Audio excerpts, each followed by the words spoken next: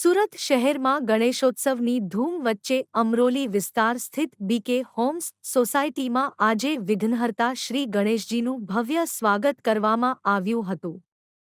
સોસાયટીના રહેવાસીઓએ ઉત્સાહભેર ગણપતિ બાપ્પાની મૂર્તિ લાવી ઢોલનગારા અને ઝૂમતા ગરબા સાથે વિધિવત સ્થાપના કરી। આખી સોસાયટીમાં ગણપતિ બાપ્પા મોરિયાના નાદ સાથે ભક્તિમય વાતાવરણ છવાયું હતું। ગણેશજીની મૂર્તિ શોભાયાત્રા રૂપે સોસાયટીમાં લાવવામાં આવી હતી। બાળકો, મહિલાઓ અને યુવાનો સૌએ રંગબેરંગી વસ્ત્રોમાં સજ્જ થઈને ભક્તિગીતો ગાતા ગણપતિજીનું સ્વાગત કર્યું।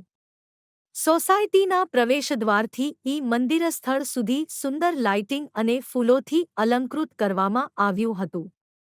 બીકે હોમ્સના ટ્રસ્ટીઓ અને રહેવાસીઓએ સંકલ્પ લીધો કે આ ગણેશોત્સવ માત્ર ભક્તિનો નહીં પરંતુ સમાજસેવાનો ઉત્સવ પણ બની રહેશે।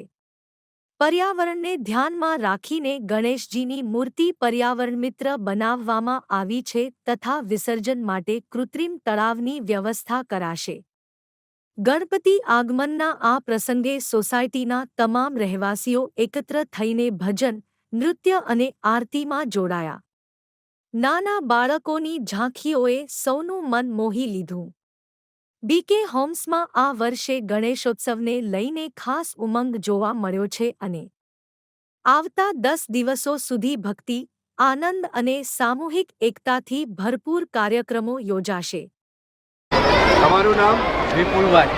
કઈ જગ્યાએ શું કાર્યક્રમ? અમરોલી માનસરોવર બીકે હોમ સોસાયટી। આજે શું કાર્યક્રમ? ગણપતિ વરઘોડ શોભાયાત્રા છે આગમન। કેટલા લોકો ભાગ લીધા? આખી સોસાયટીનો ખૂબ સારો સાથ અને સહયોગ છે એટલે સોસાયટીના બધા મેમ્બર પણ અહીંયા હાજર છે। આજ મહેમાન જે આવ્યા એને વિષયમાં શું તમે? બસ એનો કિંમતી સમય કાઢીને અહીંયા જે લાલુભાઈ આવ્યા છે એના બદલ અમારે વાસુદેવ બીકે હોમ તરફથી ખૂબ ખૂબ એનો ધન્યવાદ। અમારા બીકે હોમ દોસ્ત અને મહિલા કેવી રીતે સાથ આપ્યો?